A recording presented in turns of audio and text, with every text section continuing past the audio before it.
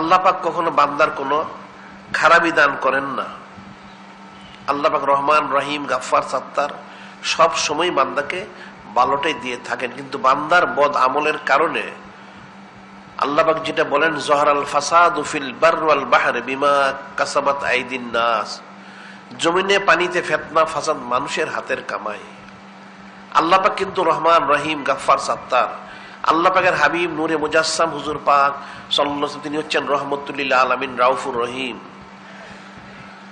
ওনারা কখনোই বান্দার প্রতি, উম্মতের প্রতি কখনোই খারাপটা দান করেন না, সব সময় ভালোটাই দিয়ে থাকেন।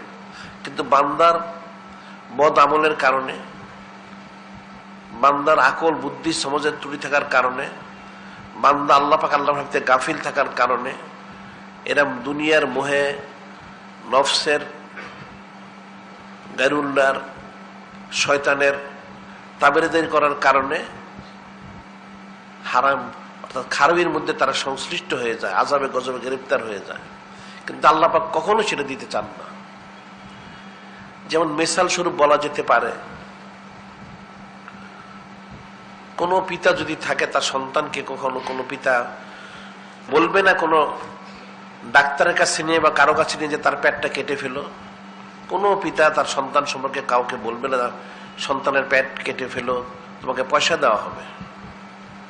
কিন্তু এমন হলো সন্তানের কোনো কারণে অসুখ হয়ে গেল, পেট তার কাটতেই হবে, তখন পিতা অপারগ হয়ে তার পয়সা খরচ হচ্ছে, তারপরেও সন্তানের পেট কাটা হচ্ছে, সেটা সত্ত্বেও ডাক্তারের কাছে নিয়ে পয়সা দিয়ে সন্তানের পেট কেটে তার অসুস্থতা যেটা রয়েছে, অসুখ বিসুখ রোগ, সেটা দূর করে তার শেফার জন্য, ভালো হওয়ার জন্য, আরোগ্যের জন্য কোশিশ করে থাকে পিতা। এখন কেউ যদি বলে পিতা সন্তানের প্রতি জুলুম করেছেন, তাহলে এই কথাটা সম্পূর্ণ অশুদ্ধ হবে। পিতা কিন্তু সন্তানের প্রতি ইহসানই করেছেন, রহমত করেছেন, সন্তানকে সুস্থ করার জন্য পয়সা খরচ করেছেন, অনেক কিছু করেছেন।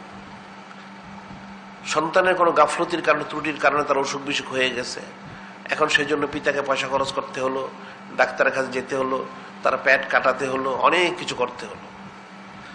কিন্তু পিতা কখনো স্বেচ্ছায় সুস্থ সন্তানকে ডাক্তার কাছে দিয়ে তার পেট কাটতেও বলবে না, ডাক্তারকে পয়সাও দিবে না।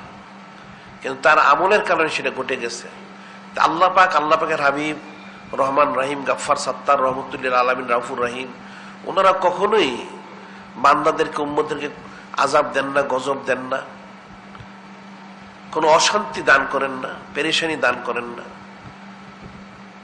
বান্দা এবং উম্মত তাদের বদ আমলের কারণে তারা আপদ বিপদ, মুসিবত, পেরেশানি, অশান্তি তারা টেনে এনে থাকে। সেটাই বলা হয়েছে